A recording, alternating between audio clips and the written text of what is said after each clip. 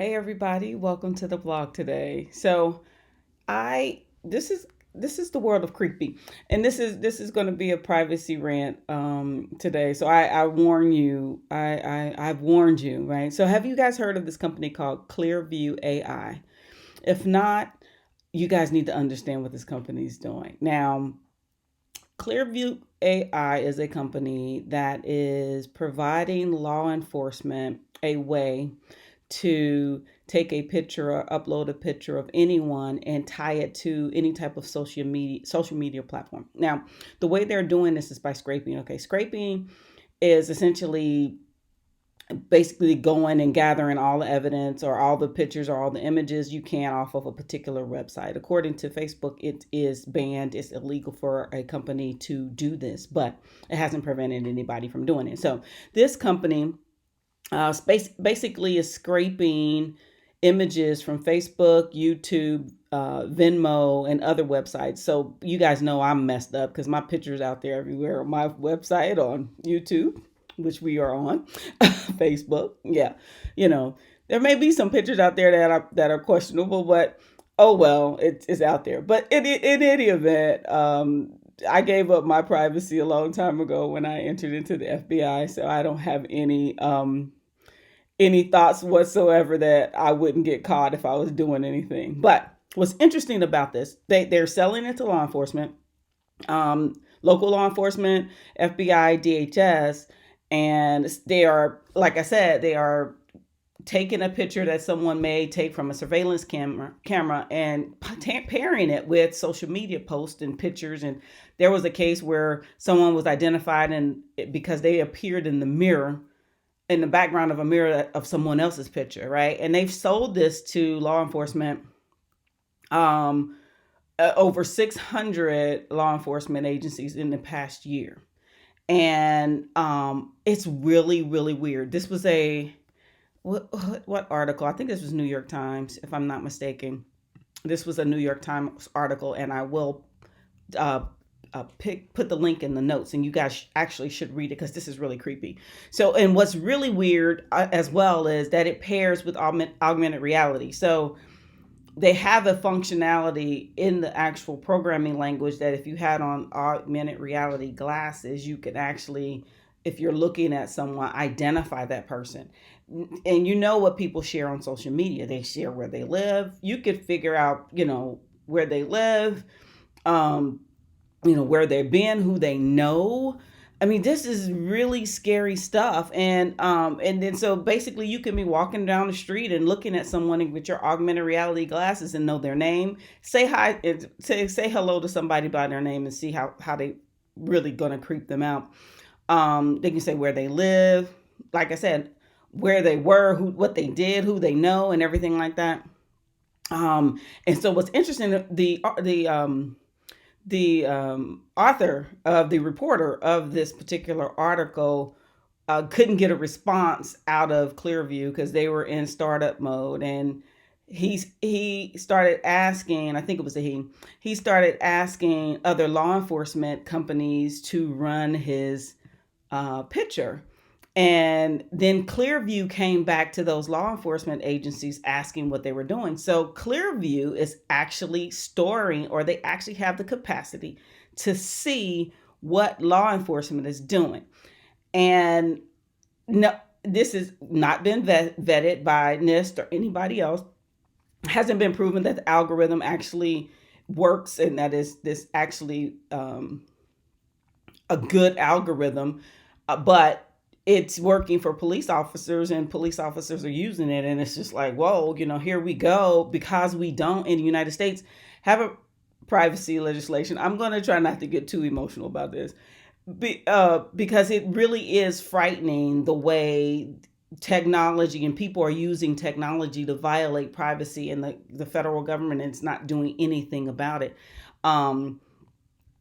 The company actually, so California allows you to remove or to right to be forgotten, right? And they have a tool that is not in production, it seems, based on what I'm reading in the article, that will allow people to eventually remove their name or remove their images. But if it's already been scraped, especially you guys, if especially those that are listening to this that are in the tech field, there are archive sites out there. That once it's out there, and you can go to an archive site and get that same information to be able to identify this person. So I mean, it is making money, and law enforcement is using it. I think it's California that's banned law enforcement using facial recognition technology. It just begs for a legislation, regulation, or even banning. I mean, just they say it's law enforcement right now, but Clearview has a business model that would allow them to sell it to the public, right? And so why are we jeopardizing other people's privacies just for based on curiosity? Because that's all it is. I think that you know there are good cops and there are bad cops out there. I think that AI's technology is very questionable when it comes to people of color.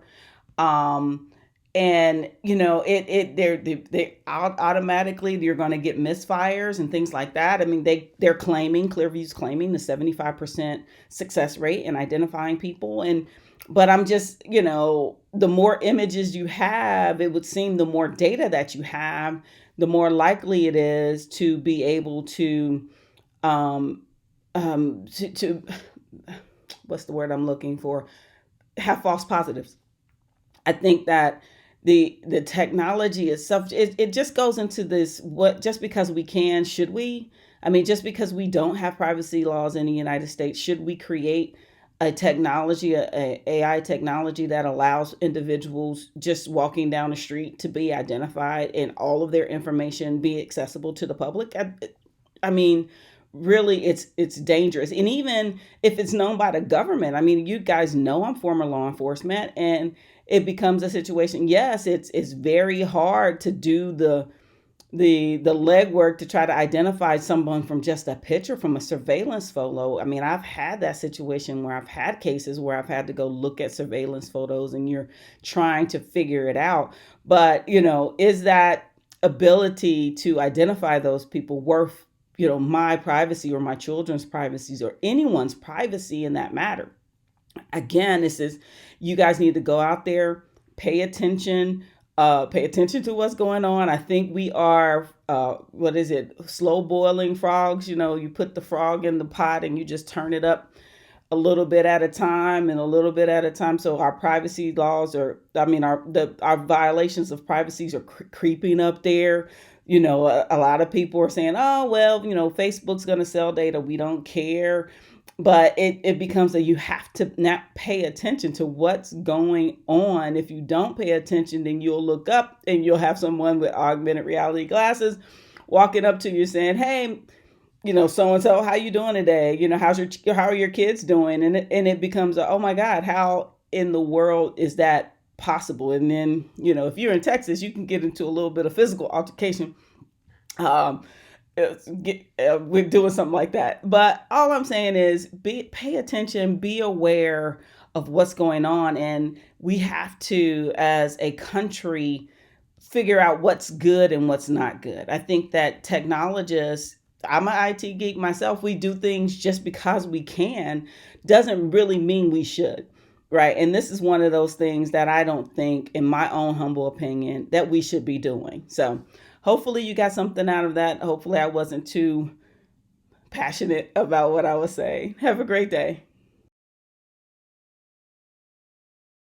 Does your organization have written cybersecurity policies and procedures? If not, you may want to take a look at the Cybersecurity Law Firm of Texas Policy Starter Pack. May have some things out there that may interest you in your organization. One of the most interesting things that I found out when transitioning from the government to private industry is that a lot of organizations just don't write down what their policies and procedures are. And then when there's some type of incident, they have a hard time proving that they were being reasonable in their approach. So please take a look at our starter pack, and if there's anything we can help you with, let us know. Random thought for today could potentially be its own blog, but I was intrigued by an article where the title to the article was "Companies Hit by Iranian Cyber Attacks May Not Have Insurance Coverage." So what's been happening is that this quote unquote acts of war language that exists in most insurance policies has been invoked by many carriers to deny claims that could potentially somehow, some way tie back to a state sponsored attack. And so that's what you're seeing. We saw that with Merck Pharmaceuticals with the NotPetya attack. We saw that with, I think it was Nabisco. I think that's who it was. That tried the same thing and was excluded because of this act of war language that existed because the government came out and said it was Russia attacking the Ukraine. Now, how Russia attacking the Ukraine ends up being an act of war against Merck, whatever insurance companies want to do to stop paying those claims, that's, I'm a skeptic when it comes to insurance companies, but it's just very intriguing. One of the recommendations that I actually liked in where there were 3 or 4 that I liked, but one of them that I want to talk about here is distinguishing in the policy an act of war that's actually directed at you as a company and you being quote unquote collateral damage in an attack against someone else. NotPetya was not attacking Merck. NotPetya was a design to take advantage of a vulnerability. It just so happened to impact a lot of companies that had that vulnerability. Just because it was meant for the Ukraine that shouldn't give the insurance company wiggle room. And so when I talk to my clients and I talk about negotiating cyber insurance policies, you guys need to understand that general language, and insurance companies need to understand that general language doesn't really apply to cyber warfare.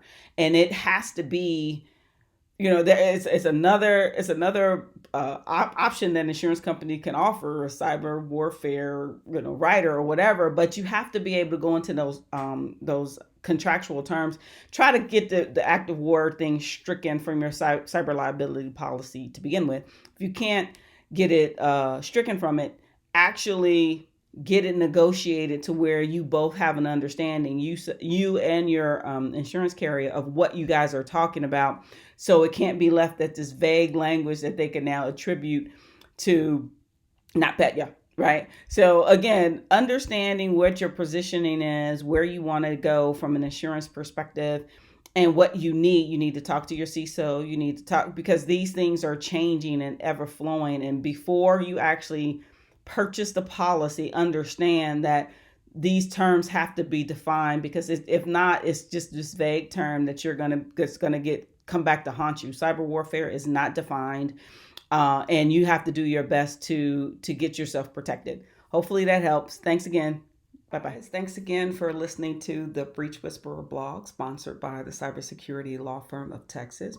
Don't forget to like this post and subscribe to our channel so you can get updates of when we post new things on our channel.